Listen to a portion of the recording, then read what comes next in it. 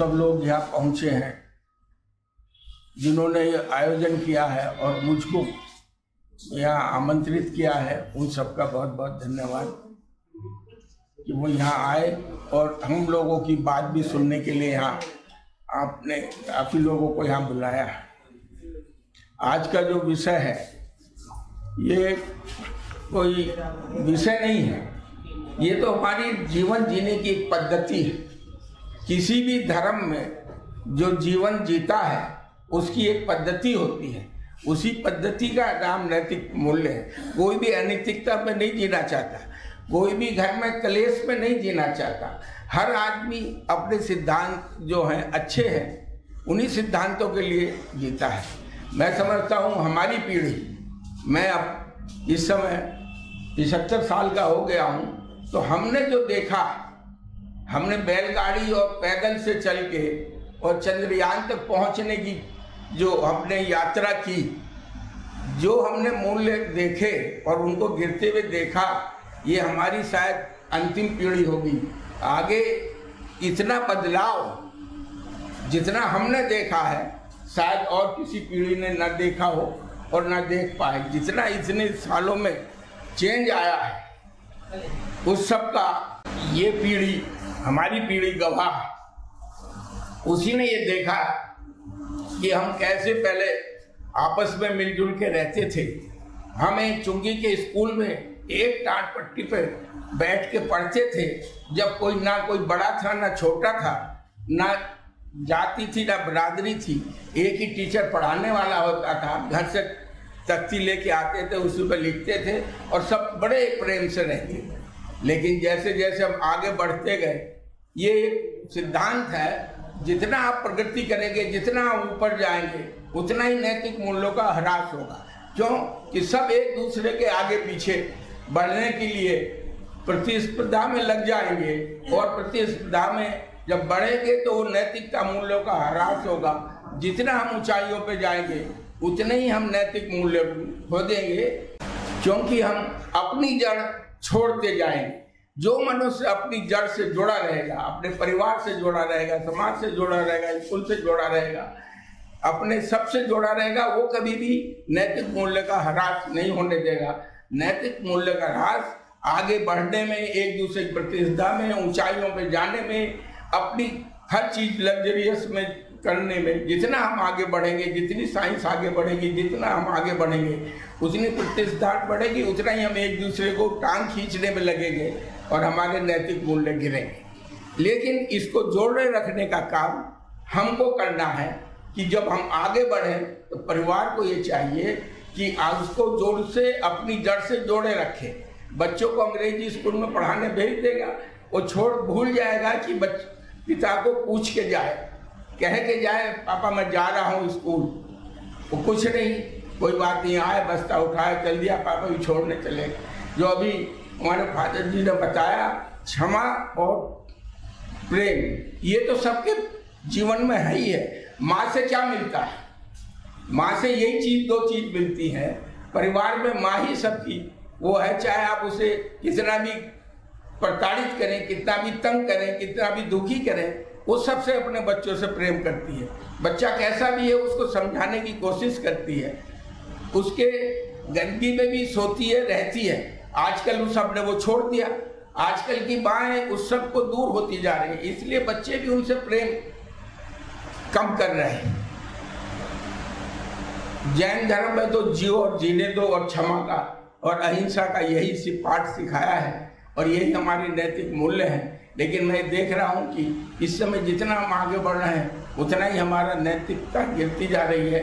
पहले हम जब थे, कोई सरकारी चीज सड़क पर पड़ी रहती थी, लोग कहते थे बेटा छूटा नहीं, ये सरकारी है।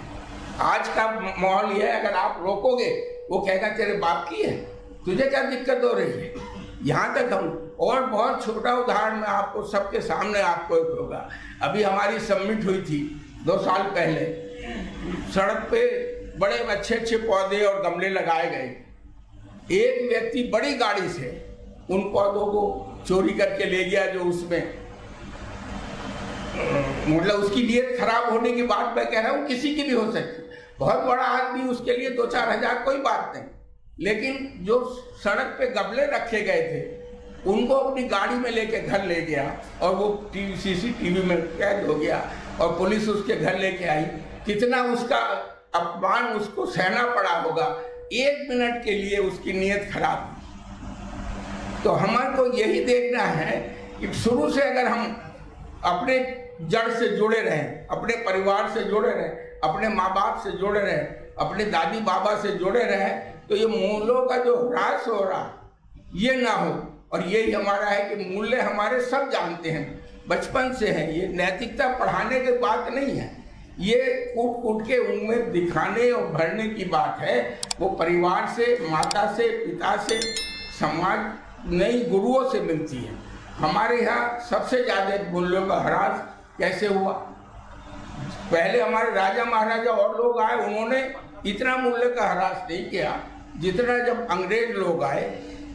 उन्होंने कहा कि भाई इस हिंदुस्तान पर राज करना है तो इनके जो नैतिक मूल्य हैं उनको तोड़ा जाए, जो इनकी पद्धति है उसको तोड़ा जाए। आपको मालूम, मैकाले जो थे वो 2 साल तक बैलगाड़ी पे गांव-गांव घूमे, तब उन्होंने रिपोर्ट दी अगर हिंदुस्तान पर राज करना है तो इनके नैतिक मूल्यों का ह्रास करिए, इनको आपस की उसमें दुर्भावना फैलाइए। तो उसी ने ये मैकाले पद्धति पढ़ाई की रखी, जिससे उनके बाबू और उनके गुलाम इंजीनियर बने। उन्होंने जो भी जेल पद्धति रखी, उन्होंने जेल में लोगों को प्रताड़ित करना सिखाया। और हम लोगों ने आजादी के बाद भी उसी नियम को पालन किया। आज तक ना हम शिक्षा पद्धति बदल पाए मैकाले की, ना जेल रूल बदल पाए। जेल में वो हमको तो जेल किस लिए है? सजा दी गई तो उसको सुधार है, वो सुधार कर होना चाहिए कि वहां पे वो सीखे मैंने गलती की, इसकी मुझे प्रताड़ना मिली, इसके लिए मैं सुधार करूं और मुझे यहाँ से इतना पैसा मिले, मैं घर से जेल से जाके अपना जीवन यापन करूं। ये वहां होना चाहिए। लेकिन आजादी के बाद इस तरफ किसी ने ध्यान नहीं दिया, कोई भी रूल नहीं बदला, कोई भी नियम नहीं बदला, उसी का पालन किया।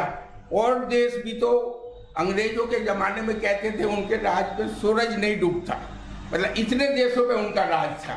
अब हमसे 200 साल पहले अमेरिका आजाद हुआ, हम 70 साल पहले हुए, वही 80 साल पहले, 78 साल पहले हुए। अमेरिका ने क्या किया? उसने सब चीज उल्टी कर दी। अंग्रेज दाएं चलते थे, उन्होंने कहा हम बाएं चलेंगे। वो 220 वोल्ट पे बिजली पैदा करते थे, बोले हम 10 पे करेंगे। हमारा स्विच नीचे दबता है, उनका स्विच ऊपर ऑन होता है। उन्हें हर चीज उस गुलामी को हटाने के लिए एक मानसिकता पैदा की कि हम जिसके साथ रहे, जिसने हमें गुलाम बनाया, उसके अनुसार नहीं चलेंगे, हम अपने नियम बनाएंगे, अपनी तरीके से चलेंगे। तो हमको नैतिकता में चलने के लिए गुलामी के दूर करना पड़ेगा और अपने जो पुराने सिद्धांत हैं उसी को जोड़ना चाहिए। परिवार अगर जुड़ता रहे, आज सब अकेला अकेला परिवार हो गया, उसको समय नहीं है। दिक्कत ये है, दिक्कत केवल समय की है। सब पैसे की अंधा दौड़ में लगे हैं और 2 बच्चे हैं, वो 2 मियाँ बीवी हैं, दोनों कमाने वाले। बच्चा किसके हवाले है?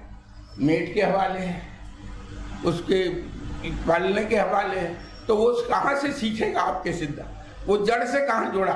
दादी बाबा के पास रहेगा नहीं।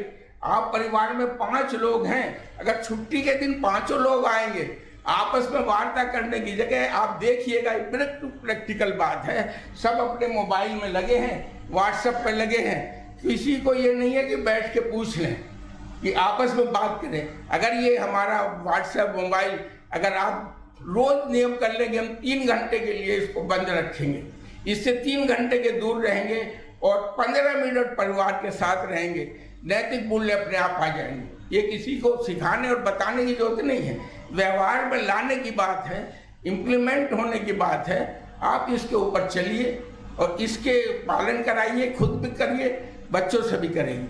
आजकल के जो हमारी पीढ़ी, हम तो अपनी बात कर रहे हैं कि हमारे बच्चे जितना हम अपने माँ बाप की सेवा करते थे, हमारे बच्चे हमारी उतनी नहीं करते।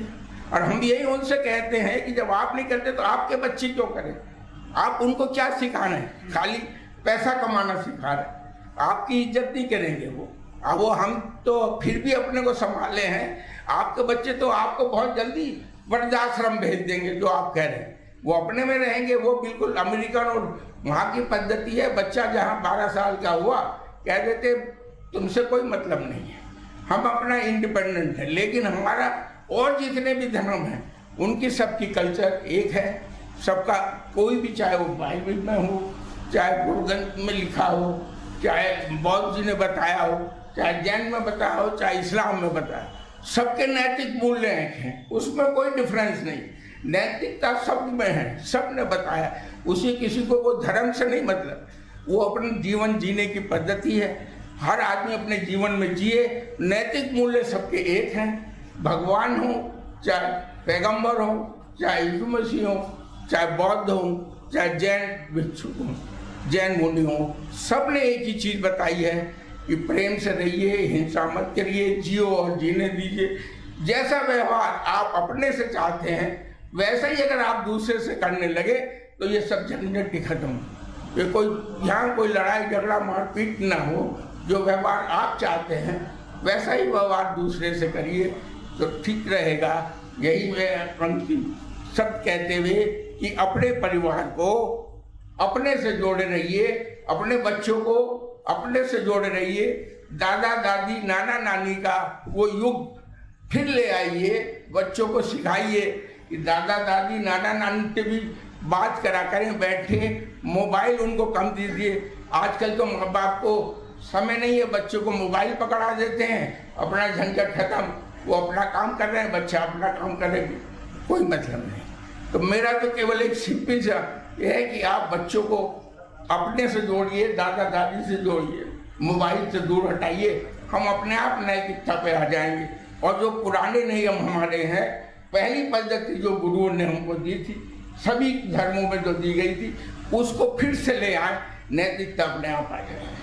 धन्यवाद आयोजकों को, धन्यवाद मुझको यहाँ बुलाया उसके लिए, सदर साहब को धन्यवाद। मैं उनके यहाँ पहले भी 2-3 बार आ चुका हूँ, तीसरी बार है। मैं कोई ऑरेटर नहीं हूँ, मैं तो अपना जो व्यवहारिक ज्ञान है मैं वो बता सकता हूँ। मैं धार्मिक शिक्षा या उस सब का नहीं, मैं तो एक समाज का प्रतिनिधित्व एडमिनिस्ट्रेटर के रूप में करता हूँ, लेकिन धार्मिक रूप में करता हूँ। जो मेरा अपना अनुभव है वो मैंने आपसे शेयर किया। अगर आपको अच्छा लगा तो अच्छी बात है, अगर कुछ गलत कहा हो तो उसके लिए क्षमा प्राप्त।